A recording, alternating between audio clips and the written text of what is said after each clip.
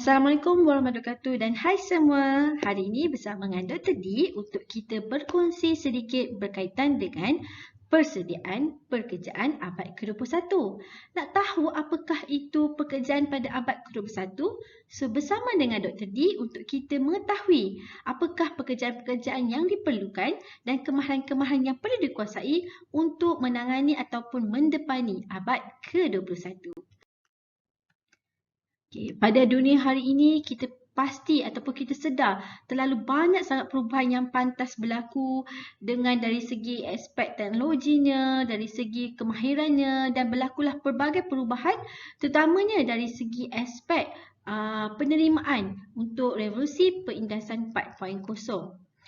Oleh itu, dengan adanya berlaku perubahan-perubahan ini, tidak mustahil pada 5 hingga 10 tahun akan datang akan wujud sebenarnya peluang-peluang pekerjaan yang mungkin kita tak terfikir yang ada pada masa kini yang mungkin bersesuaian ataupun diperlukan untuk kita penuhi, untuk memenuhi kehendak ataupun memenuhi keperluan industri revolusi perindasan 4.0. Di mana untuk memenuhi kehendak 4.0 abad ke-21, ia sangat memerlukan pakar ataupun pengetahuan dari aspek ekonomi global. Kita juga perlukan pakar dalam bidang sains dan kejuruteraan kerana ilmu-ilmu pengetahuan dan kemahiran ini sangat penting untuk membentuk ilmu pengetahuan, untuk membentuk komuniti yang kompetitif dan juga masyarakat yang berdaya maju. Mungkin kita tertanya-tanya, apakah abad ke-21 ini dan mengapakah abad ke-21 ini sangat penting? Okey, dalam pendidikan sains, teknologi, kejuruteraan dan matematik ini, di mana Malaysia merupakan satu negara yang turut serta ataupun menghadapi cabaran daripada aspek globalisasi dan perkembangan terutama dari segi teknologi komunikasi. So cabaran-cabaran dalam globalisasi ini menyebabkan kita perlu menyediakan generasi masa depan dengan ilmu kemahiran ataupun kemahiran yang sejajar, yang bersesuaian supaya dapat memenuhi kehendak keperluan pasaran tersebut. Dan melalui penguasaan pembelajaran abad ke-21 ini, kita dapat melahirkan satu kualiti pendidikan yang menuju ke arah pendidikan bertaraf dunia dan semua pelajar-pelajar kita dapatlah bersaing secara sihat dengan semua pelajar-pelajar di seluruh dunia ini. Jadi untuk lebih dekat lagi ataupun lebih mendalam, apakah yang dimaksudkan dengan pembelajaran abad ke-21 ini di mana proses pembelajaran yang berpusatkan kepada pelajar. Ini bermakna pelajar yang memonopoli atau bergerak aktif dalam proses pembelajaran itu jika dibandingkan dengan guru. Pelajar yang aktif membuat aktiviti, pelajar yang aktif menyelesaikan masalah dan sebagainya. Dan guru itu berperanan sebagai fasilitator. So dalam pembelajaran abad ke-21 ni, beberapa elemen telah ditekankan seperti elemen komunikasi. Maksudnya bagaimana untuk melahirkan mereka yang boleh berkomunikasi dengan baik, mempunyai kemahiran kolaboratif, iaitu berkolaboratif, bekerjasama dengan orang, lepas tu membuat kerja-kerja dalam berkumpulan. Mereka juga yang mempunyai pemikiran kritis, mempunyai kreativiti, mempunyai idea-idea yang bernas, boleh menghasilkan inovasi yang baru, boleh mereka cipta dan juga secara tak langsung sebenarnya kita nak lahirkan pelajar-pelajar yang mempunyai nilai-nilai murni dan beretika dalam membuat apa sahaja pekerjaan. Dan jika kita lihat dalam pembelajaran abad ke-21 ni, ia menekankan kepada penguasaan STEM. Pernah dengar tak apa itu STEM? Okey. Definisi STEM adalah S bermaksud sains, T bermaksud teknologi, E bermaksud engineering ataupun kejuruteraan dan M bermaksud matematik. Oleh itu, STEM adalah gabungan mata pelajaran dalam bidang sains, matematik, kejuruteraan dan teknologi untuk memastikan kita dapat mengajar kemahiran-kemahiran abad ke-21 ini. So, dalam pendidikan STEM ini, dia adalah berteraskan kepada konsep mengenal pasti, mengaplikasikan, kita dapat menghubungkaitkan masalah dan seterusnya dapat mencari jalan penyelesaian dengan menggunakan kreativiti dan inovasi pelajar. So, semua kemahiran ini dapat membantu kita untuk menyediakan pelajar untuk pekerjaan masa hadapan yang membolehkan mereka bersaing dengan pelajar-pelajar lain di seluruh dunia. Nak tahu dengan lebih lanjut tentang STEM, kita lihat video ini.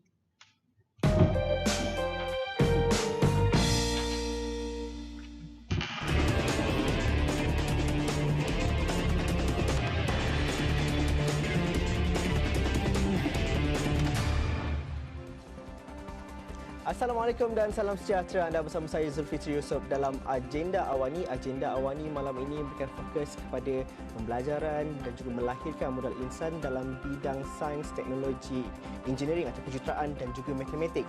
Ini STEM ataupun sering kali dirujuk sebagai STEM dan satu bidang ataupun 4 cabang yang menuntut dan juga disasarkan dapat melahirkan modal insan lebih besar dalam usaha negara kita untuk menjadi sebuah negara maju. Akan tetapi realitinya kita masih lagi tercari-cari cara yang terbaik untuk meramaikan jumlah tenaga dan juga modal insan dalam bidang ini dan meningkatkan minat khususnya bagi para pelajar untuk meminati bidang sains, teknologi, kejuruteraan dan juga matematik.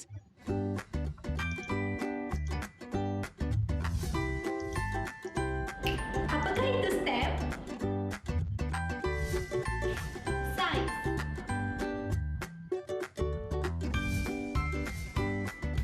teknologi, kejuruteraan, matematik. STEM education, why is it important? I can give you 5 good reasons about STEM education. Easier to access higher education. We earn better. STEM offer fantastic job market. We can choose to be in excellent universities. STEM skills are demand even during bad economy. Wow, that's fantastic. Let's choose to be in STEM education. Ignite, Inspire. innovate, jawab STEM.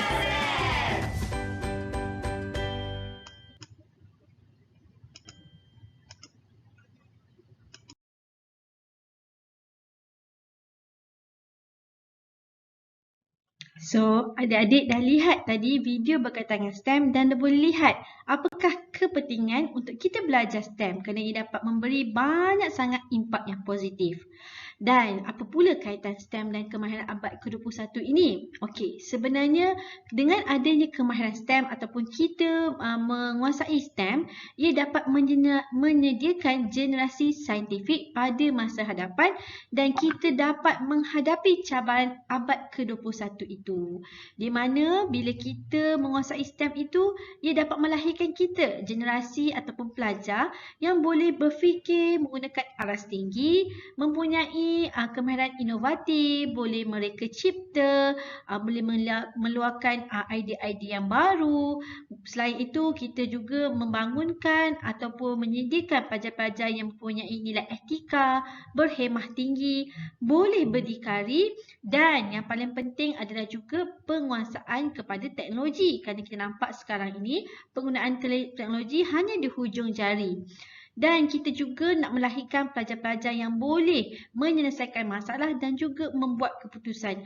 So, kemahiran-kemahiran ini akan diajar dalam STEM supaya akhirnya sekali kita dapat menguasai kemahiran yang diperlukan untuk abad ke-21. Pernah dengar tak berkaitan dengan industri revolusi 4.0 ataupun industri revolution perindustrian 4.0? Okey, sebenarnya industri revolusi 4.0 ini sudah tidak asing lagi di mana ia merupakan satu trend kepada dunia perindustrian yang menggabungkan teknologi automasi dan juga teknologi cyber. Kalau kita lihat dalam industri 4.0 ini, ia memfokuskan kepada sistem cyber fizikal, penggunaan kepada Internet of Things, penggunaan pengkomputeran awam dan juga pengkomputeran kognitif seperti artificial intelligence dan sebagainya.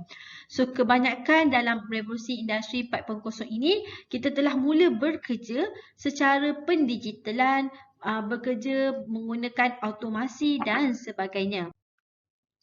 Jadi di dalam IR 4.0 ini mereka menekankan kepada 4 elemen di mana 4 elemen ini amat diperlukan agar kita dapat memenuhi kemahiran abad ke-21. So elemen-elemen di dalam industri revolusi 4.0 adalah pertama sekali dari segi elemen komunikasi itu sendiri. Bagaimana kita nak berkomunikasi dengan manusia dan bagaimana kita nak berkomunikasi dengan komputer. Yang kedua adalah pemikiran kritikal. Pemikiran kritikal adalah bagaimana kita nak menyelesaikan masalah-masalah yang kompleks dengan kreativiti. Itulah memerlukan kreativiti untuk kita menghasilkan idea-idea yang bernas, menghasilkan reka cipta yang baru, dapat membantu menyelesaikan masalah masyarakat, dapat menghasilkan inovasi ataupun produk-produk yang baru yang memenuhi kehendak pengguna dan sebagainya. Dan yang terakhir, ia memerlukan elemen kolaborasi iaitu bekerjasama, sama ada kita sesama manusia ataupun kita boleh berkolaborate dengan mereka yang punya bidang yang berbeza supaya kita berlakulah kerjasama dan juga sinergi itu. Okey, untuk di bahagian ini, saya nak terangkan sedikit bagaimana bermulanya revolusi industri 1.0 sehingganya wujudnya revolusi industri 4.0. Jika kita lihat pada lewat kurun ke-18, pada ketika itu bermula penemuan enjin steam iaitu satu enjin yang digerakkan menggunakan bahan pembakaran ataupun steam yang digunakan untuk penggunaan pengangkutan seperti landasan lokomotif dan sebagainya. Dan pada pertengahan kurun ke-19, ketika itu bermulalah penemuan penggunaan elektrik secara besar-besaran di mana penggunaan elektrik ini boleh digunakan untuk pengkomersialan dan pengeluaran barang secara besar-besaran melalui industri perkilangan. Dan pada pertengahan kurun ke-20 yang dipanggil sebagai revolusi industri 3.0, ketika inilah bermulanya pengenalan ICT dan elektronik. Di mana pada ketika ini sudah mula kebanyakan syarikat-syarikat menggunakan kaedah automasi berkuasa. Mereka menggunakan robot ataupun mass production untuk menghasilkan pengeluaran secara besar-besaran yang dilihat tidak memerlukan penggunaan tenaga manusia. Dan yang terakhir pada awal kurun ke-19, ketika inilah wujudnya revolusi industri 4.0 di mana ia memfokuskan kepada gabungan sistem dan teknologi digital, cyber fizikal dan biologi. Di mana pada ketika ini kebanyakan adalah menekankan penguasaan kepada teknologi, komunikasi, pendigitalan, robot dan sebagainya.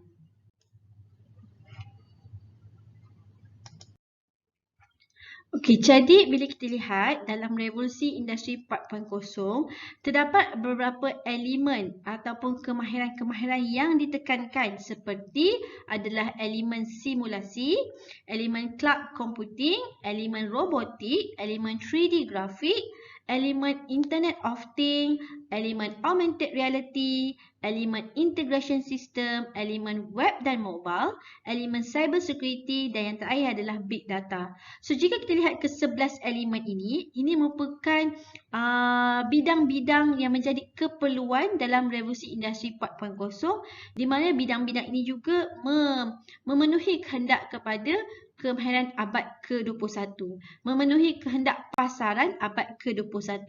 Jadi kita lihat ke 11 elemen ini merupakan bidang-bidang utama yang mungkin pelajar-pelajar boleh terokai ataupun kuasai.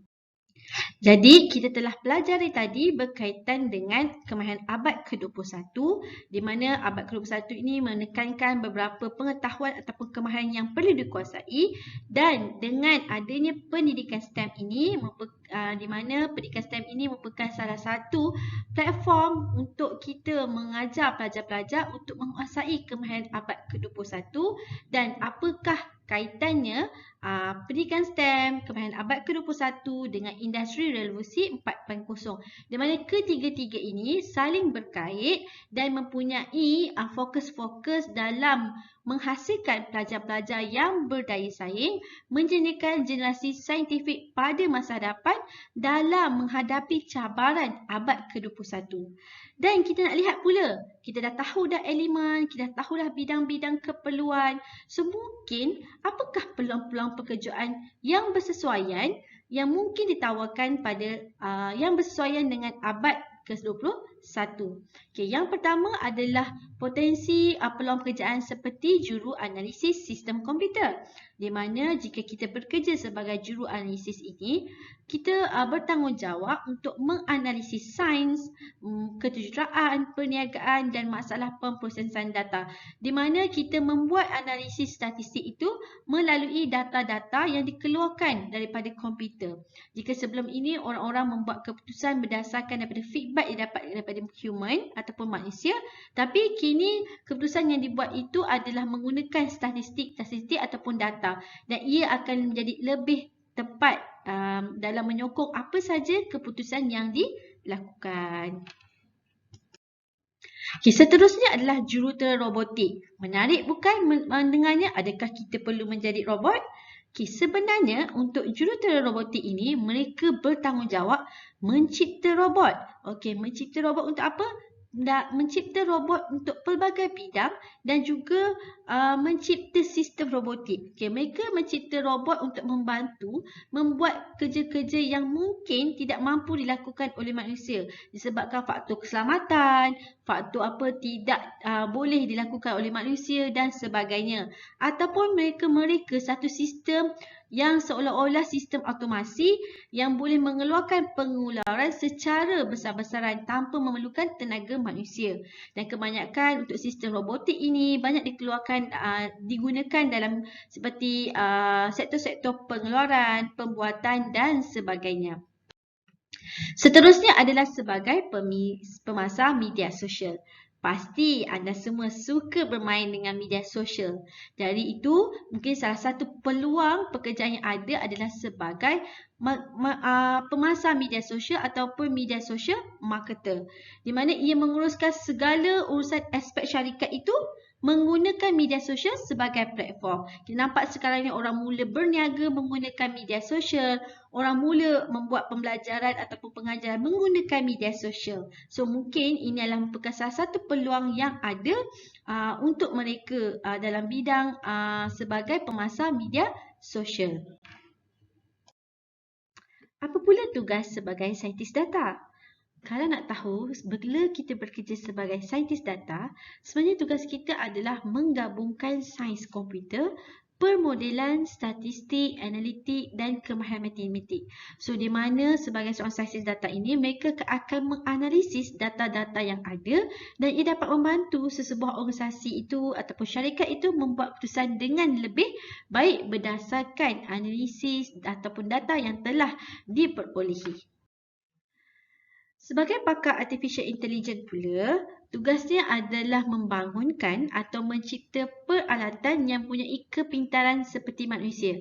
So, bila kita berpeluang menjadi pakar artificial intelligence ini, kita cuba mencipta satu objek yang mempunyai kepintaran seperti otak manusia, di mana ia boleh berupaya untuk belajar dan menjadi pintar. So, bila kita belajar, kita menjadi lebih pandai.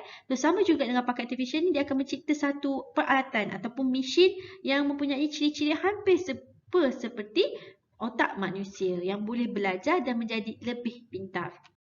Seterusnya, peluang pekerjaan untuk abad ke-21 adalah sebagai jurutera percetakan 3D, di mana sebagai jurutera penciptakan 3D ini, ia bertugas untuk mereka bentuk pelbagai reka bentuk, sama ada reka bentuk produk, reka bentuk peranti perubatan, reka bentuk seni bina, reka bentuk bahan-bahan hiburan yang boleh direka bentuk sama ada dalam bentuk 2D ataupun 3D, dan dia akan mengeluarkan cetakan tersebut.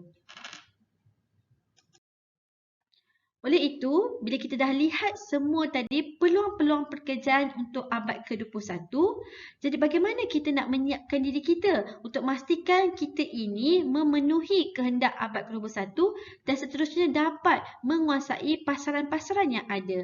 Jadi yang pertama sekali, persediaan yang perlu kita lakukan untuk menghadapi cabaran pekerjaan pada abad ke-21 adalah anda semua perlu kenal pasti minat kerjaya. Kita dah lihat tadi ada 11 elemen ataupun bidang dalam industri revolusi 4.0. Kita dah lihat tadi beberapa contoh pekerjaan. So boleh cuba lihat apakah kerjaya-kerjaya yang anda minati. Seterusnya, bolehlah kita tingkatkan diri dengan kemahiran dan pengetahuan tambahan supaya kita memenuhi kehendak-kehendak yang diperlukan oleh bidang kerjaya kita tadi itu. Yang terakhir adalah pastikan kita sentiasa menyiapkan diri kita dengan kemahiran-kemahiran insaniah seperti kemahiran kepimpinan, menjadi seorang pemimpin yang boleh bekerja dalam pasukan, boleh berfikir secara kritikal dan kritis, mempunyai kemahiran keusahawanan, pembelajaran berterusan, pengurusan maklumat, serta yang paling utama sekali, walaupun apa yang kita lakukan sekarang ini, apapun yang kita lakukan dalam pekerjaan kita, dalam pembelajaran kita, perlulah dijalankan secara beretika dan mempunyai moral profesional yang tinggi. Jika anda sudah bersedia memenuhi cabaran ini, sanggup untuk belajar, saya pasti anda semua pasti dapat mendepani cabaran-cabaran pada abad ke-21 dan anda pasti dapat menjadi seorang pelajar yang berdaya saing. So, sebagai penutup, kita boleh lihatkan bahawa budaya, inovasi, semua kemahiran-kemahiran yang telah diterangkan tadi sangatlah penting untuk anda tuntut belajar sebaik mungkin dalam menghadapi revolusi industri 4.0, dalam menghadapi abad ke-21, dan kena ingat itu, perlu sentiasa latihkan diri kita untuk menjadi seorang yang kreatif, seorang yang inovatif, seorang yang pandai menyelesaikan masalah yang bukan hanya menunggu sahaja.